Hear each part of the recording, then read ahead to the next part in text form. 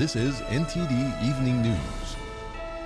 Live from our NTD Global Headquarters in New York City, here is Tiffany Meyer.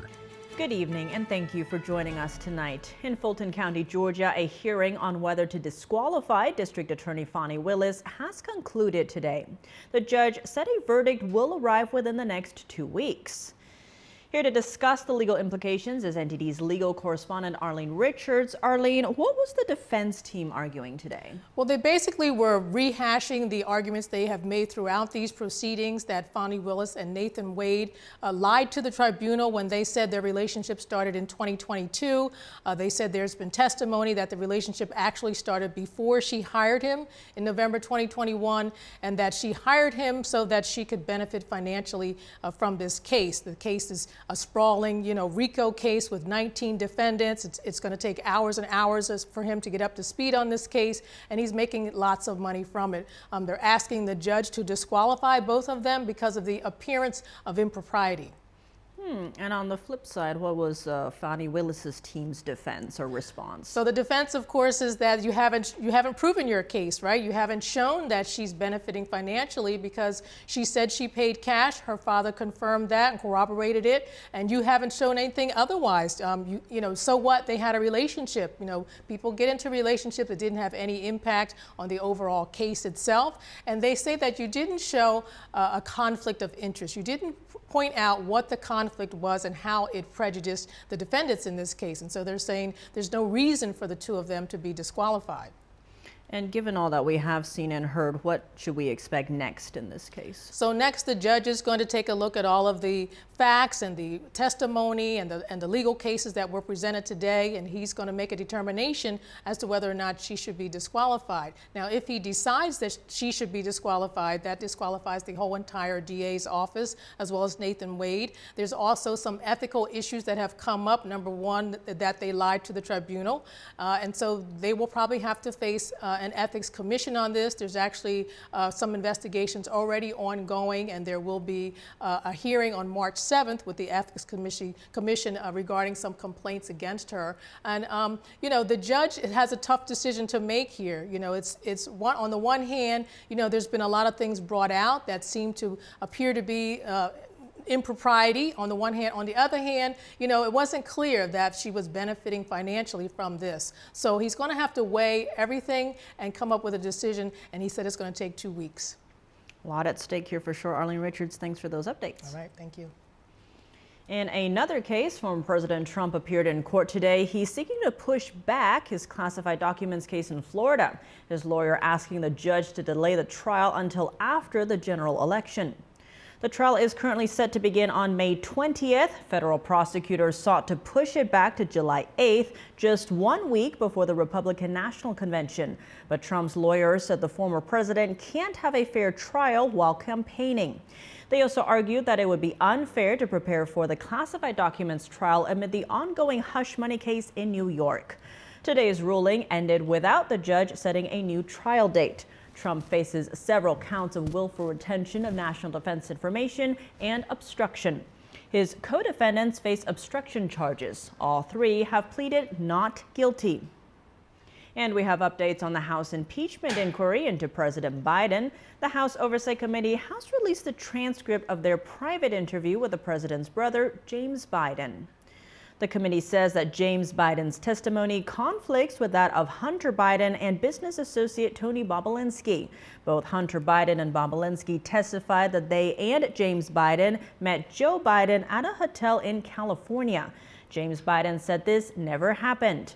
James Biden's testimony conflicts with other witness testimony about whether Joe Biden met with the chairman of Chinese energy firm CEFC. The transcript also shows that James Biden received massive loans from Democrat donors, but hasn't repaid them. And in one instance, James Biden recalled that Hunter Biden received a diamond to entice him to do business with CEFC. Israel says they support the freedom of religion, but will they allow Muslims to pray at the famous mosque in Jerusalem during Ramadan? Meanwhile, President Biden announces a plan to address the humanitarian aid crisis in the Gaza Strip. NTD's Jason Perry has the details.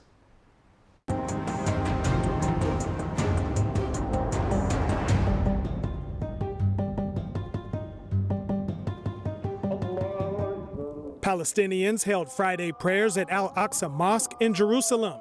Israel has increased security around the Temple Mount, the site of the famous mosque, since the war with Hamas began on October 7th.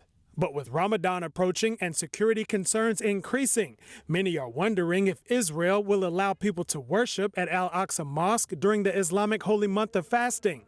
It could be easier said than done. A leader of the Hamas terrorist group called on Palestinians to march to the Al-Aqsa Mosque in Jerusalem beginning on the first day of Ramadan. Israel's defense minister on Thursday said this in response to Hamas's call to action. Hamas's top goal at this time is to cause a flare-up in Temple Mount so that we are forced to take some of the pressure off Hamas and move resources and forces to the West Bank and Jerusalem.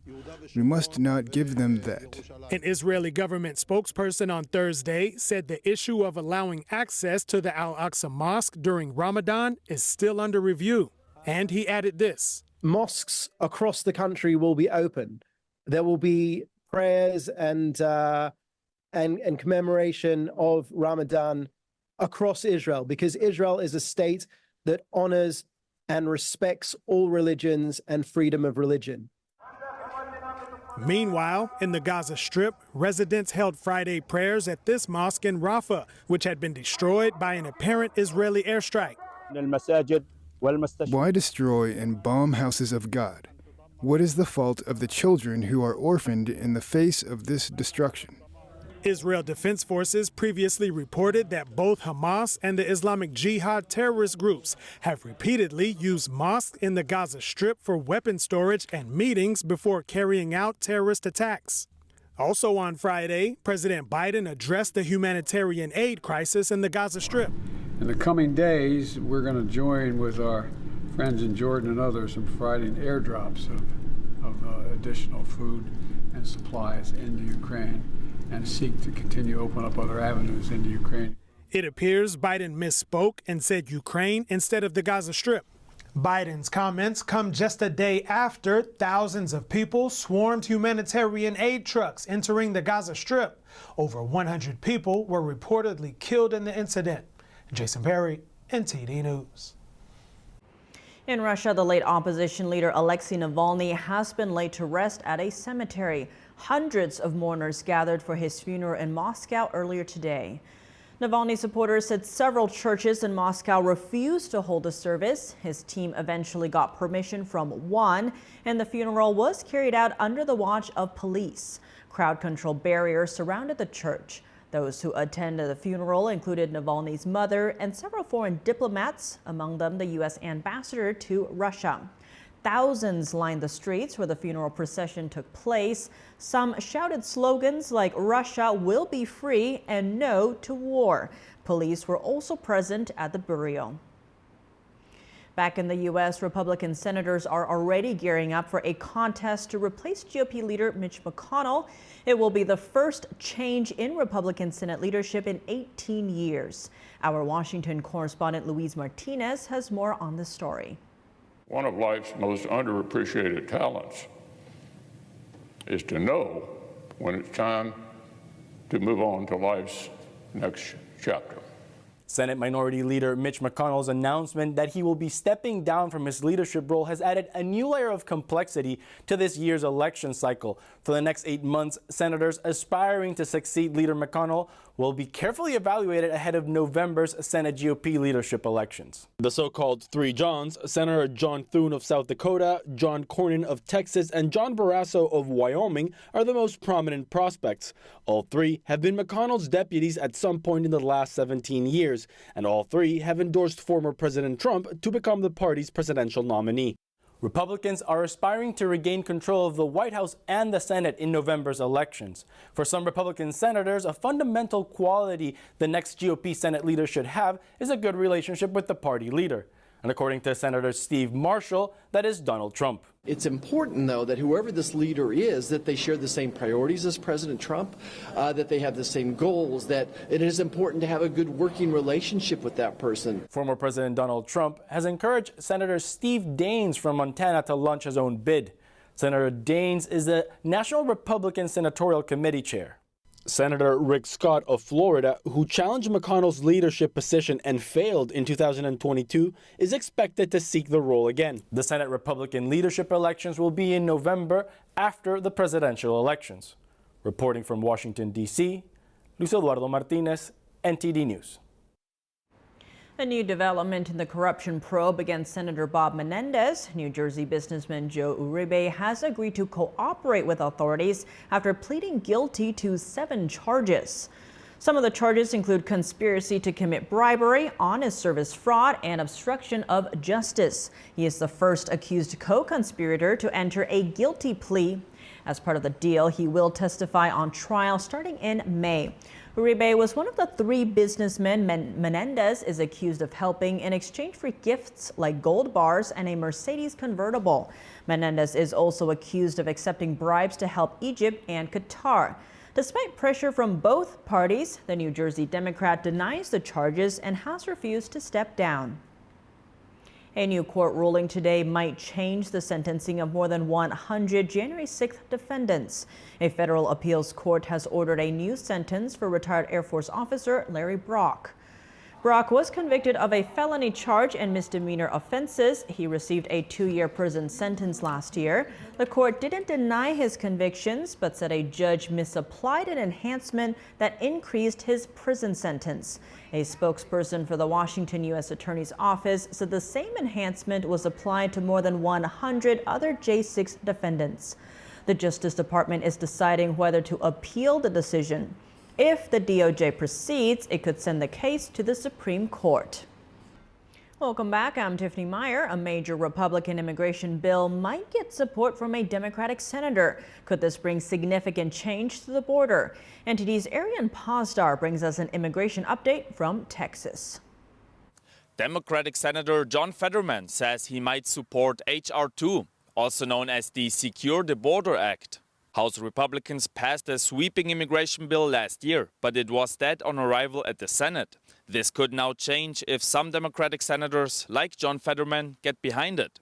I wanted to learn more about the importance of this bill, so I spoke with Todd Bensman. He's a senior fellow with the Center for Immigration Studies. If it were to pass, would it bring immediate change to the border, you think? Yes. Immigrants tend to come only in large numbers, mainly when they know for sure that they're going to get in. It's a great bill. It's got requirements for deportation, for amending the asylum law so that it can't be abused en masse. It eliminates the CBP-1 app, the use of parole that's being abused right now.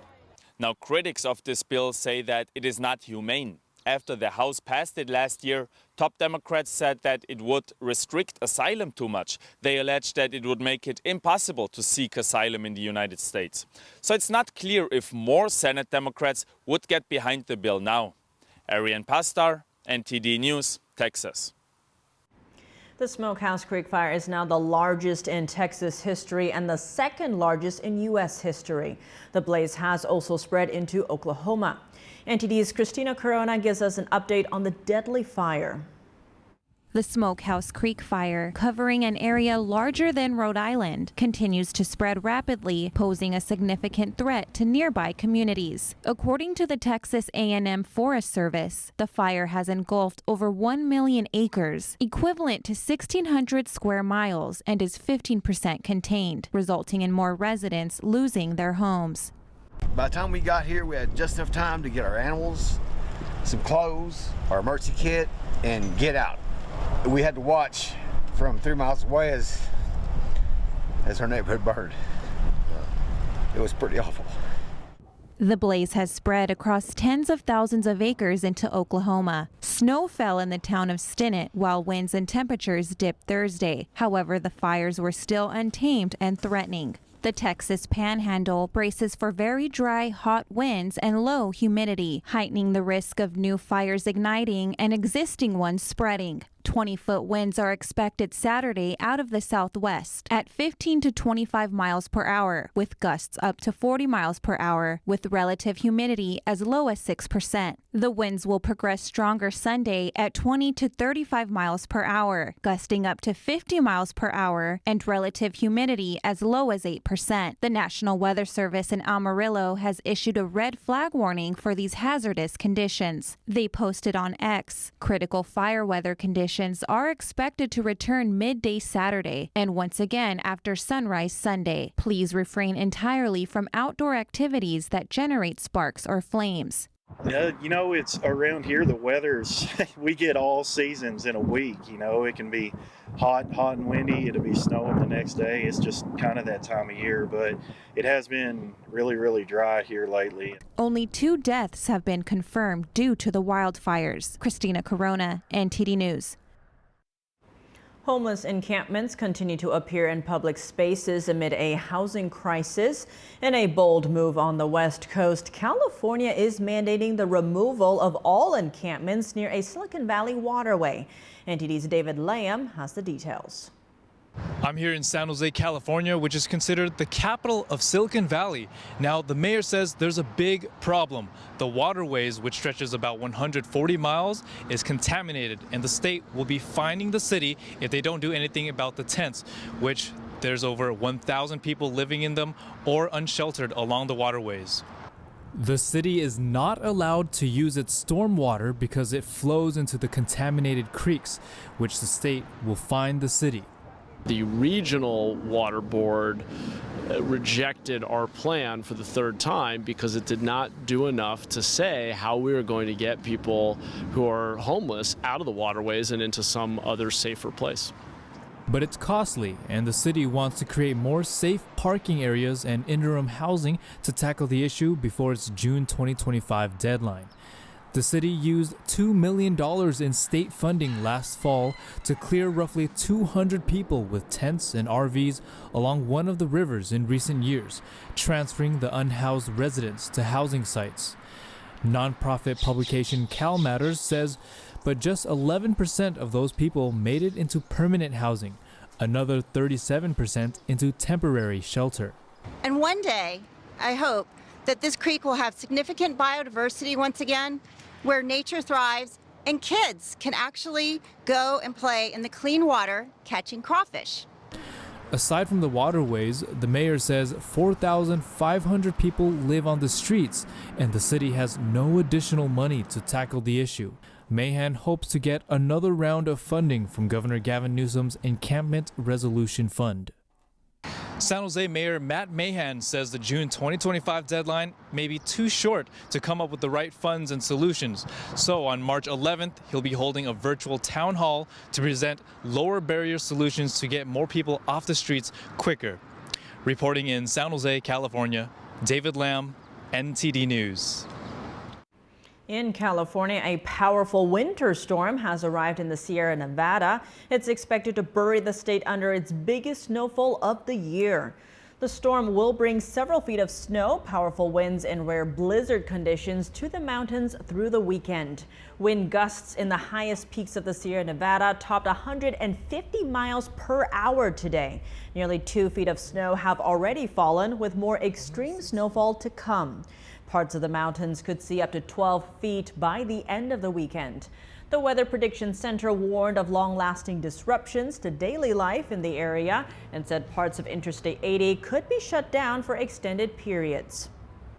Joining us now to discuss the 2 court hearings today related to former President Trump is David Gelman, criminal defense attorney and former federal prosecutor. David Gelman, thank you so much for joining us. Great to have you back on the show. Thank you for having me. Now, in the Trump cases, there are 2 Trump hearings today, the classified documents case in Florida and the elections case in Georgia. Now, many are saying this could have a significant impact on Trump. What is at stake here for Trump? Well, number one, there's going to be an election interference claim, obviously, which President Trump has brought up multiple times in these cases. The Florida case is scheduled to begin in May. However, the judge has indicated that she is looking to push this back.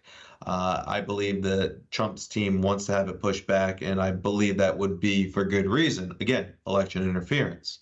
The Georgia case also is scheduled to begin sometime soon. However, obviously, that has been getting a lot of press as well with Fani Willis and Nathan Wade, and the disqualification hearing being held, and the judge is going to be giving his final decision today about whether Fani Willis and her office is to be disqualified or not.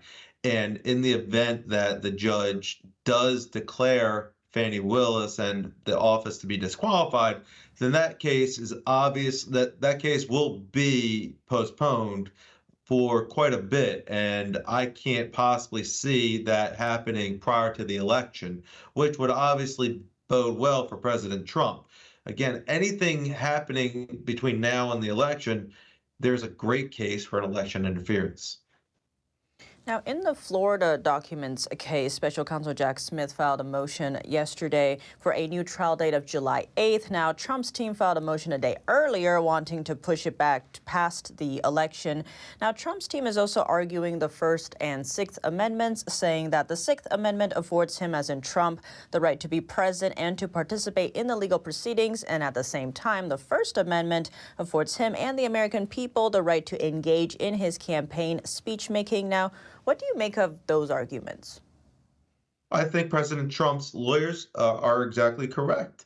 You know, again, Jack Smith has filed for a motion to bar President Trump to talk about any of the legal proceedings that that President Trump is currently being charged with. Well, that is completely unfair and against any constitutional right that President Trump is afforded. The founding fathers of this country, you know, made the Constitution for that exact purpose. You know, we were persecuted in England for that exact reason. So President Trump should be able to speak about the legal issues that he is being faced with, whether people want to hear it or not, or believe that it is true or not. I believe that, yes, he does have legal merit. Now, regarding the Sixth Amendment issue, again, I think that there is a legal merit that his lawyers are bringing up. I do not believe that President Trump should have to, again, go to court in the morning or in the afternoon and then have to go campaign at night. You know, Joe Biden doesn't have to do that, or any other candidate has never had to do that. And, you know, there really is an unwritten rule that within 60 days of the election, a presidential candidate should only be having to campaign. So why is President Trump the only candidate in history having to actually potentially having to go to court instead of it going to campaign? Now, over in Georgia, Trump and his co-defendants are delivering final arguments in the case to see if Fulton County District Attorney Fani Willis will be disqualified. What has been the most significant revelations in that case so far? Well, there's a couple. Number one, Nathan Wade's legal attorney, or divorce attorney, I should say, Mr. Bradley, he's been caught up in many ethical violations so far. You know, excuse me. He stated previously in text messages to the defense attorney, Ms. Merchant, that Fani Willis and Nathan Wade's romantic relationship started in 2019. Now, he then was caught in a lie, and he started saying, "Oh wait, I don't remember when this happened, or I may be wrong, or I don't remember." He pretty much, impeached himself and his credibility. That is one thing that is pretty bad. Then Fani Willis has stated multiple times that she repaid Nathan Wade, who had a contract, because Fani Willis hired him, and the contract is paid by the state of Georgia. So she was enriched by Nathan Wade because he took her on trips. She paid him back with cash, allegedly. So she's saying that she paid him back in the range of about $9,000. There's no receipts. There's no bank statements that have been given to the judge or to any parties. That is a big ethical violation in itself. So right now there's an appearance of impropriety. Now the judge doesn't need to show that there was lies to the court. You just see that there is an appearance that these parties potentially lied. And I think that the judge is going to show or see that they potentially lied. A lot to unpack there for sure, David Gelman. Thank you so much for your time. Thanks for having me. Super Tuesday is fast approaching, and NTD News will be covering all the action. We'll have a lot prepared for you, including special guests, on-the-ground coverage, and the Data Hub. Join Steve Lance and myself on The Nation Decides 2024 live next Tuesday, March 5th at 6 p.m. Eastern. Elon Musk is suing Sam Altman, accusing him of prioritizing profits over OpenAI's original mission to develop artificial intelligence for the benefit of humanity. NTD's Virginia Gibson has more.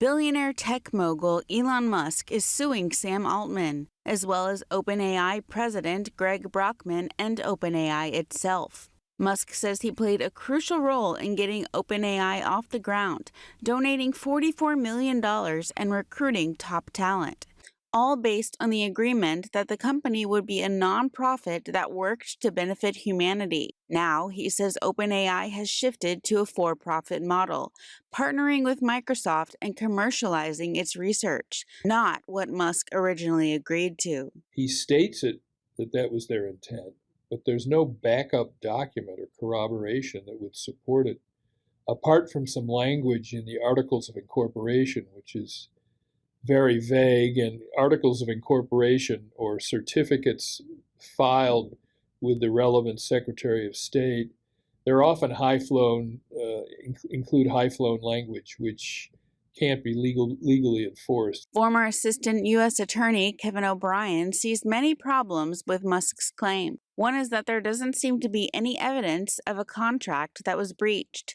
This could go against him in court. Another problem, he's suing the other two main founders of OpenAI. That says something about the strength of Mr. Musk's case. He is alone out of the three founders who allegedly agreed to have an open, not-for-profit enterprise. O'Brien says that Musk is alone in his claim and that the defendants will likely use this against him. Musk also leads xAI, which competes directly with OpenAI. His lawsuit seeks to force OpenAI into adhering to its original mission and bar it from monetizing its technologies. Virginia Gibson, NTD News. European consumer rights groups are accusing Meta of conducting a large-scale and unlawful data collection operation. The groups say the operation involves hundreds of millions of users in Europe. NTD's Dawn Ma has more. A European consumer rights group alleges Meta, the owner of Facebook and Instagram, is carrying out a massive and illegal operation of collecting data from hundreds of millions of users. 8 groups from the European Consumer Organization accuse the social media company of collecting an unnecessary amount of information on its users, such as data used to infer their sexual orientation, emotional state, or even their susceptibility to addiction. In a statement, the group said that with its illegal practices, Meta fuels the surveillance-based ads system, which tracks consumers online and gathers vast amounts of personal data for the purpose of showing them adverts. The groups argue that the company's practices breach parts of the European Union's data privacy law. Meta disputes the allegations. A company spokesperson said in a statement that, quote, "We take our regulatory obligations extremely seriously," adding that it is confident that the company complies with the general data protection regulations regulation. For years, Meta has been the subject of intense regulatory scrutiny in Europe. The new complaints will potentially expose the company to yet more legal action. Last May, EU regulators fined the tech giant a record-breaking $1.3 billion for violating the General Data Protection Regulation by transferring the personal data of Facebook users to servers in the United States. Don Ma, NTD News. Welcome back. I'm Tiffany Meyer. People who test positive for COVID-19 no longer need to quarantine for 5 days. That's according to new guidelines issued today from the U.S. Centers for Disease Control and Prevention. The agency said it's updating its recommendations for COVID-19 to bring them in line with other kinds of respiratory infections like influenza. The CDC now says people should stay home until they've been fever-free without medication for at least 24 hours and their symptoms are improving. Agency experts say it's then fine to resume regular activities, but they recommend taking extra precautions for the following 5 days, like improving ventilation, masking, and limiting close contact with others. A federal judge in D.C. on Thursday held investigative reporter Catherine Herridge in civil contempt for refusing to divulge a source. The judge imposed a fine of $800 per day until Herridge reveals her source. The journalist left Fox News in 2019, where she had been reporting about a Chinese-American scientist who was suspected of ties to the Chinese military and who was investigated by the FBI but not charged. To discuss the implications of the ruling, we have attorney Hans Munke. He is the host of Truth Over News on Epic TV. Hans Munke, thank you so much for joining us. Great to have you on the show. Thanks for having me. Now, U.S. District Judge Christopher Cooper is holding longtime investigative journalist Catherine Herridge in contempt. This is for not divulging a source. Now, from a legal standpoint, how do you read this? This is very problematic. I mean, this goes straight to the First Amendment, because, of course, the First Amendment says that you can say whatever you want, but saying whatever you want, including not saying anything at all. And that, of course, is something, extremely problematic, that he's forcing her to give up her source. And so right now she's being fined $800 a day until she reveals her source. Now, on that note, the judge himself is also saying that he, quote, recognizes the paramount importance of a free press in our society. But then he goes on to say, as in about Catherine Herridge, that she is not permitted to flout a federal court's order with impunity. What precedent is this setting? This is setting an absolutely terrible precedent. And as we all know, it's very common for journalists to put out stories attributed to sources. A source told me, according to sources. I mean, this is a kind of a running joke even among, I guess, Trump supporters, that all these anti-Trump stories have that phrase attached to it, according to sources or according to a source. Well, who are these sources, right? Well, we never find out. And there's some really egregious cases. There's, for instance, the General Flynn case. He was outed by the Washington Post in January of 2017. By the way, wrongly outed. So the leak in that case was a false leak. Well, that was a story written by David Ignatius. Has David Ignatius ever been fined for not saying who that source was? Of course not. Nothing ever happens in these cases. So I think the distinction really is a political one. Depending on whom you are protecting or who you are, what sort of journalist you are, will make all the difference. And Hans, you've highlighted this judge, Christopher Cooper's past actions. Tell us about that and how that ties into this case with Catherine Herridge. Well, Christopher Cooper is a very problematic judge.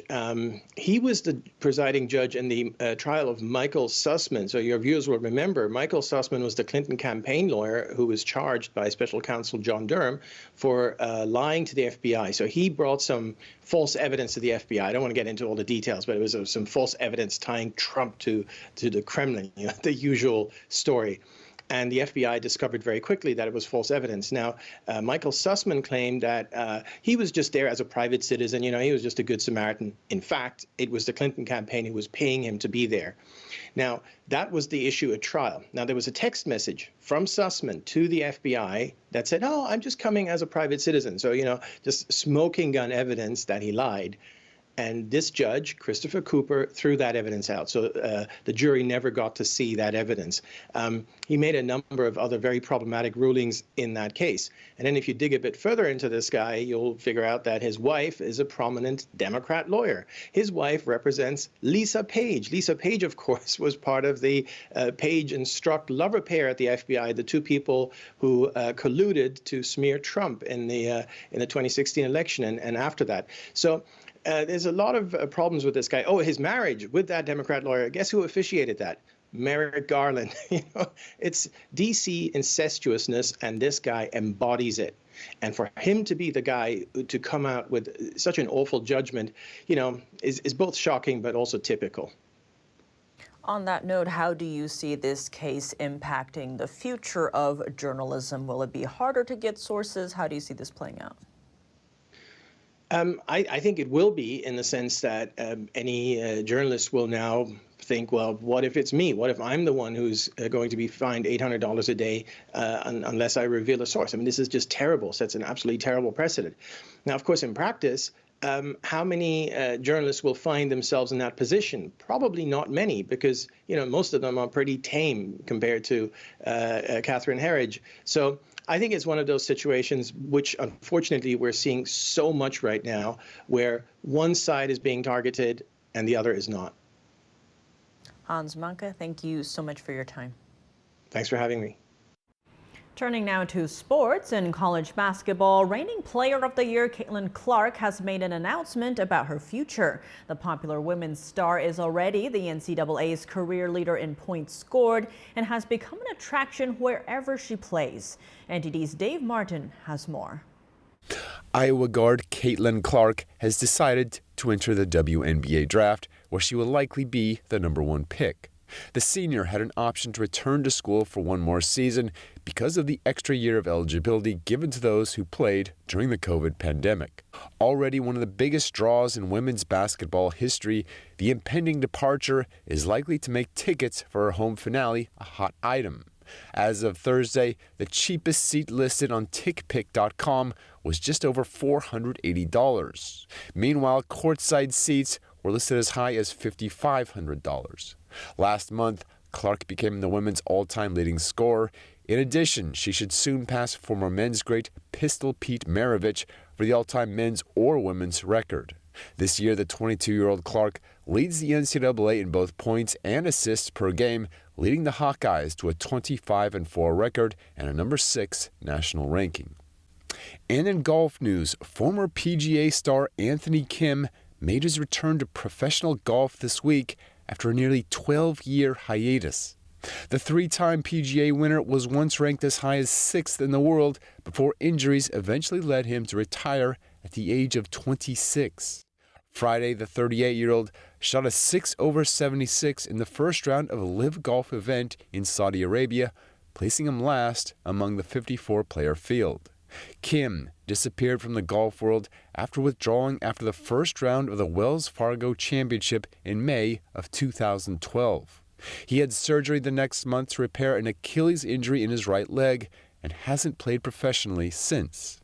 Kim, who once helped the U.S. to a Ryder Cup win, reportedly lost touch with nearly everyone in the golf world, leading him to be referred to as golf's Yeti.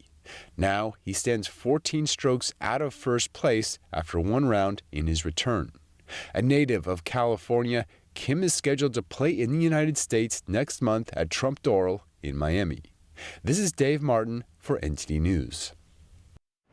And that's all for today's news. Thanks for tuning in. I'm Tiffany Meyer. Good night.